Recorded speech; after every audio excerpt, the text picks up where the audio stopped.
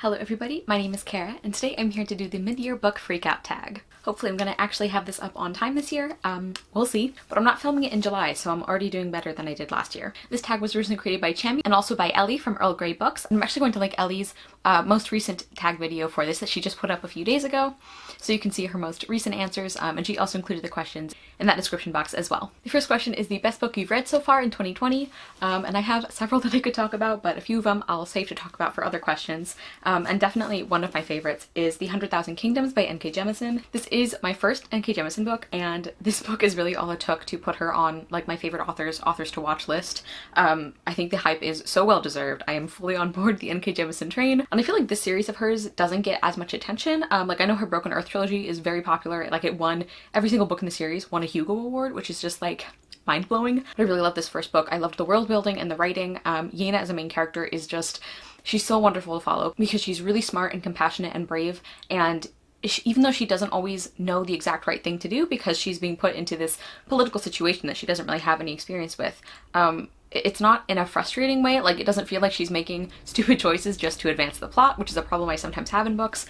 Just everything about this book was executed beautifully. The character relationships are so interesting, and like the characterization of the gods and how those interact with the humans, and it's just so interesting. I can't really be coherent about this book, but I absolutely loved it. I will link my wrap-up where I talked about this book, where I think I was slightly more coherent, not by much, but basically I just absolutely love this book. Definitely one of my favorites of the year. The second question is the best sequel you've read so far in 2020, and for that one I have to go with A Mixture of Mischief by Anna Mariano. This is the third and sadly final book in the Love, Sugar, Magic series. I have talked about this series quite a lot because I just adore it so much. It is on Voices for the Mexican American representation. It's full of baking magic and love and family relationships, and I just adore this series so much. And I think, like, I also really loved the second book, but I think this one might be my favorite. And just seeing Leo, the main character's character development over the course of the series, like, we really see that she has started to realize that she can rely on people, that she can tell people, like her family or her friends or her loved ones, when she needs help or when she is in trouble or when she's upset. And I really love that this book, it kind of feels like we've shifted that a little bit, where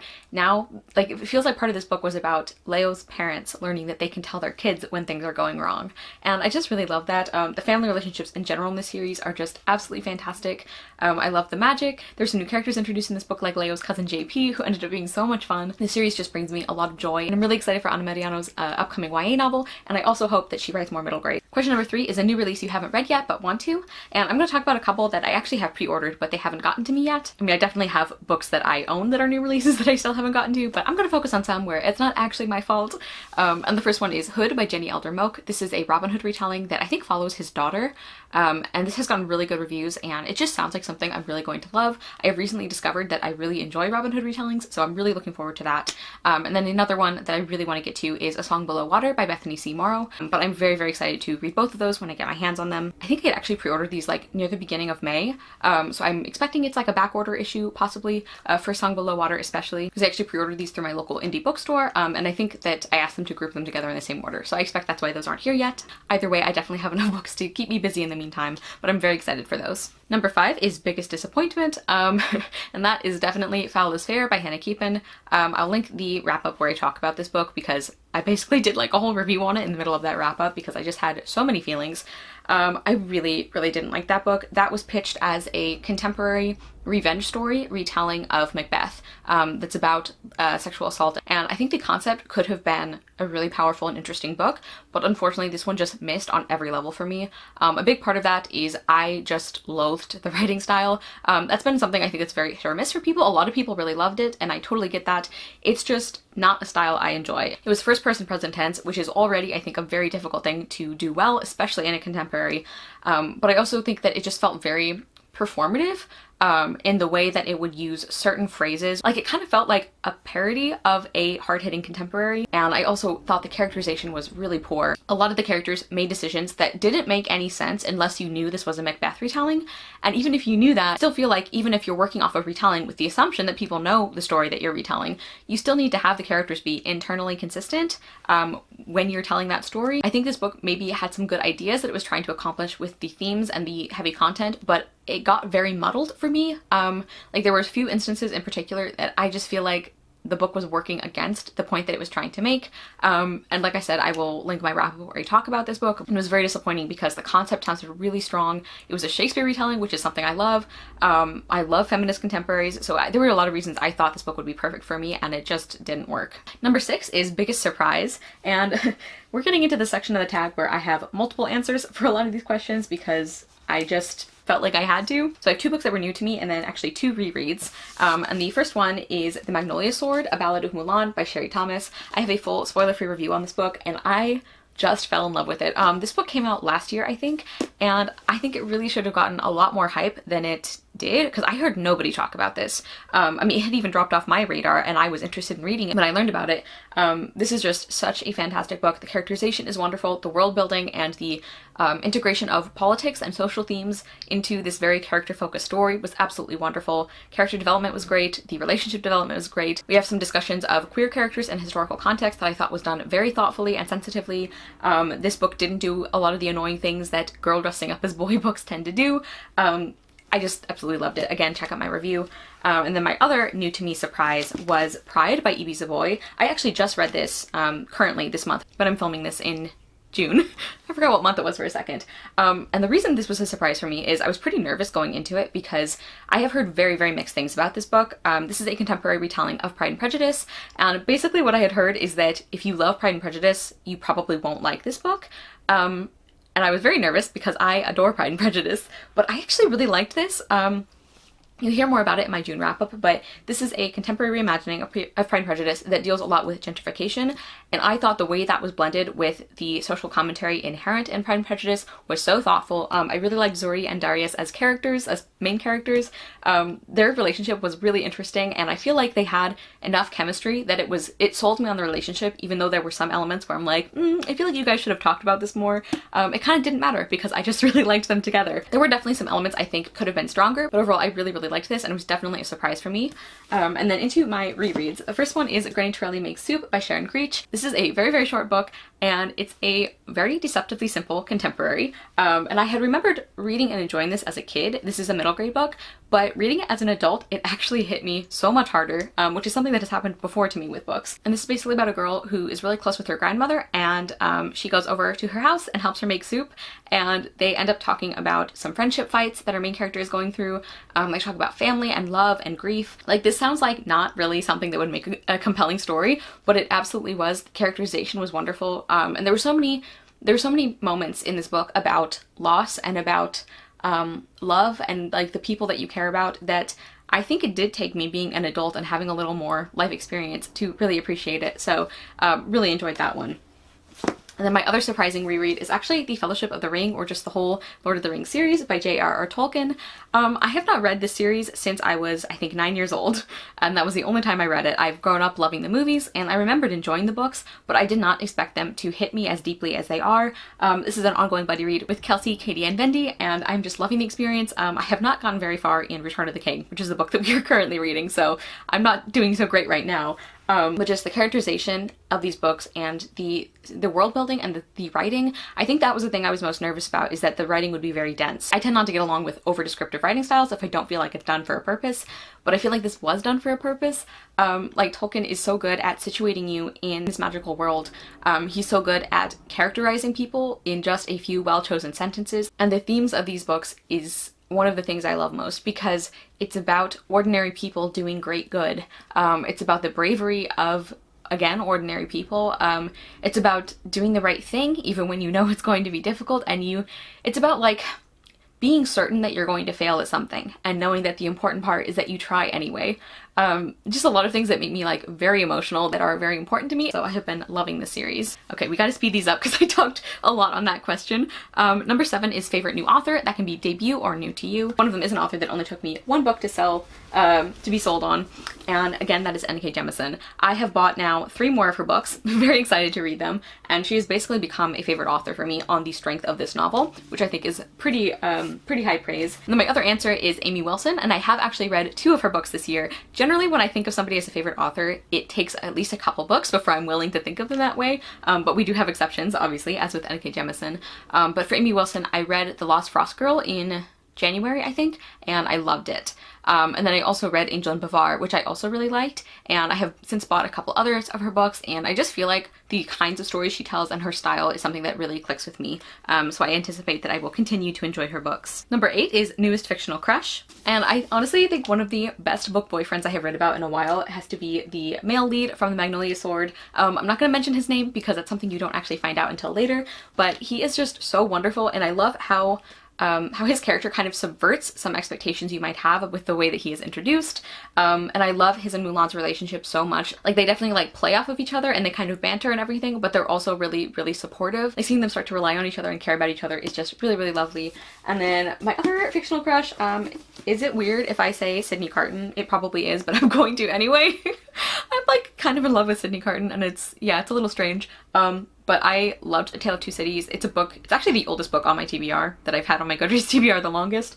And one of the reasons the main reason I loved it so much is Sydney Carton and his character arc and just his story. It hurts my heart and it also fills my heart, and I just love him. He's just like, he's so devoted and he's so, clever, and he kind of has that like coping mechanism of pretending he doesn't care about anything, but he really cares about everything, and he's just like such a deeply good person, and he doesn't understand that he is, and you're just like, the whole time you're reading this book you want Sydney to understand that he's a good person, and it's just like, anyway, I feel like none of this is a really good explanation of why I'm in love with him, but just believe me that I am. Number 9 is Newest Favorite Character, and I'm gonna have to go with Frodo.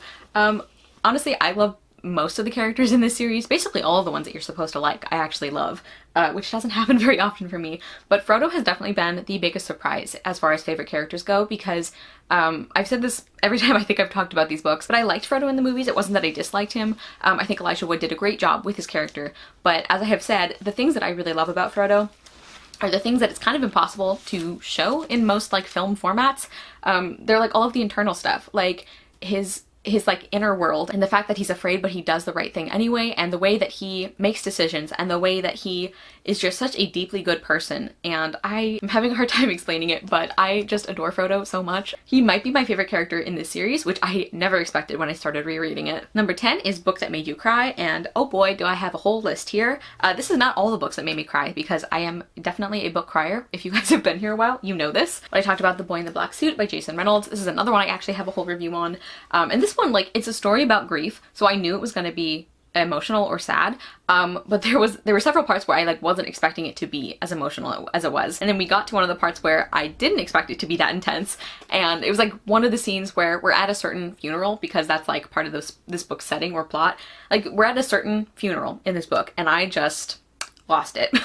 Started crying, and I'm like, oh, it's gonna be one of those books. Okay. This is just a fantastic book. Another one is, I'm laughing because this is sort of embarrassing, Bold and Brave, written by Kirsten Gillibrand and Myra Kalman. This is about a lot of the women who were instrumental in the fight for getting women the right to vote in the United States. And the reason I kind of laughed is because this is a really short picture book, and it still managed to make me like choke up quite a bit, because I just get very emotional thinking about the like generations of women before me who fought and worked so hard to get us the right to have a voice in our government, and that just makes me very emotional if I think about it too long. But this was a beautifully done book, I think. And then my last answer for this is A Tale of Two Cities by Charles Dickens. Listen, I knew what happens in this book. Like, I knew like the overall story. I knew what was coming, and I still got to the end and sobbed. Like, I'm talking ugly crying, tears streaming down my face. Like, it was a lot. But I loved this book. Number 11 is A Book That Made You Happy, and I picked The Rose Legacy by Jessica Day George, although honestly any of Jessica Day George's books that I have read I think would count. She writes really great cozy fantasy, a lot of middle grade, and some kind of middle grade to YA. I have recently learned that if you are a horse expert, you probably won't like this book, because a lot of it is not super accurate. I have ridden very few horses in my life, so I was just along for the ride, no pun intended. But I really enjoyed this one, and I just basically recommend anything she's written, I think. I've read like 7 or 8 of her books now, and I've enjoyed almost all of them. And here's where I get a little bit off track from the questions that Ellie put in her video, because I think the original version had a couple of extra questions that I forgot to do last year, so I'm gonna add those in. And that one is, I think, your favorite book to movie adaptation you've watched this year. And this is kind of cheating because I haven't actually read the book version. I was hoping to do that before I filmed this tag because I expected it to be a favorite because I loved the movie so much, but I haven't gotten to it yet. And that is A Beautiful Day in the Neighborhood, which is by, who actually wrote this? Tom Junod is the one who originally wrote the essay that inspired the movie with Tom Hanks as Mr. Rogers. I finally watched that movie, and I had put it off because I knew it's gonna make me very, very emotional. I finally watched it, and as expected, I cried through basically the whole thing, but in a good way. It's not because it was sad, it's just because it was such a beautiful and heartfelt, without being saccharine, kind of movie. Like, I think the story it told was so powerful.